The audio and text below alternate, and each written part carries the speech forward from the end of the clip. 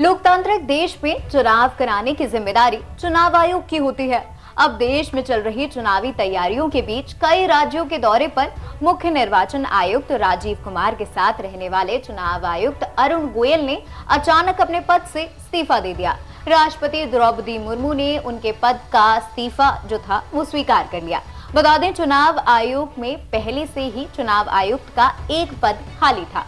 ये इस्तीफा इसलिए चर्चा में है क्योंकि निर्वाचन आयोग में यानी इलेक्शन कमीशन में चीफ इलेक्शन कमिश्नर के अलावा 2 और इलेक्शन कमिश्नर होते हैं। इससे पहले फरवरी में चुनाव आयुक्त अनूप पांडे रिटायर हो गए थे। इसके बाद अब अरुण गोयल के इस्तीफे के बाद सिर्फ एक चुनाव आयुक्त मतलब राजीव कुमार ही उस पूरे कमीशन में बचे हैं। इतना ही नहीं, अरुण गोयल मुख्य चुनाव आयुक्त बनने की कतार में भी थे क्योंकि मौजूदा राजीव कुमार फरवरी 2025 में रिटायर होने वाले हैं। उनका कार्यकाल साल 2027 तक ही रहेगा। इस बीच चुनाव आयुक्त का पद संभाल रहे अरुण गोयल ने चौंकाने वाला कदम उठाया है। लोकसभा चुनाव की तारीखों की घोषणा अगले हफ्ते तक की होने की संभावना थी। ऐसे में देखना होगा कि अरुण गोयल के इस्तीफे से क्या चुनाव की घोषणा की समय सीमा प्रभावित होगी या नहीं, ये तो पता नहीं। अब आगे हम अरुण गोयल के बारे में जान लेते हैं।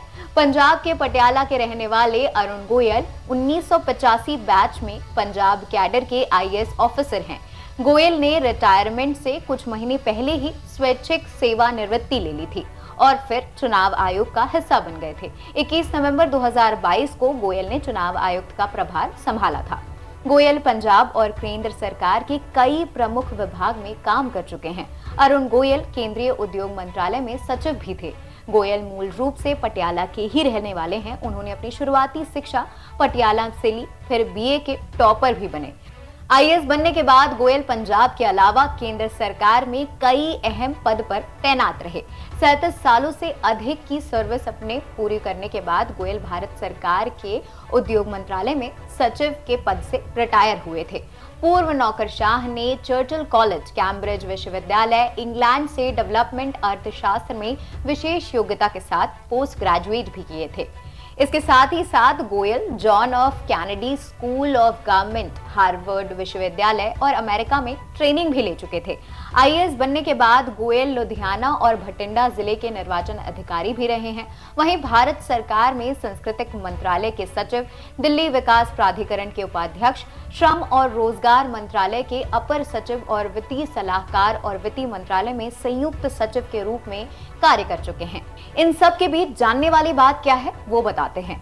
एनजीओ यानी एडीआर जो है, एसोसिएशन फॉर डेमोक्रेटिक रिफॉर्म्स ने अरुण गोयल के चुनाव आयुक्त के रूप में नियुक्ति के खिलाफ सुप्रीम कोर्ट में एक याचिका लगाई थी। सुनवाई से पहले 2 जज, जस्टिस केएम जोसेफ और जस्टिस बीवी नागरत्नन की हायरिंग से वो खुद अलग कर लिए थे। उन्होंने खुद को अलग कर लिया था।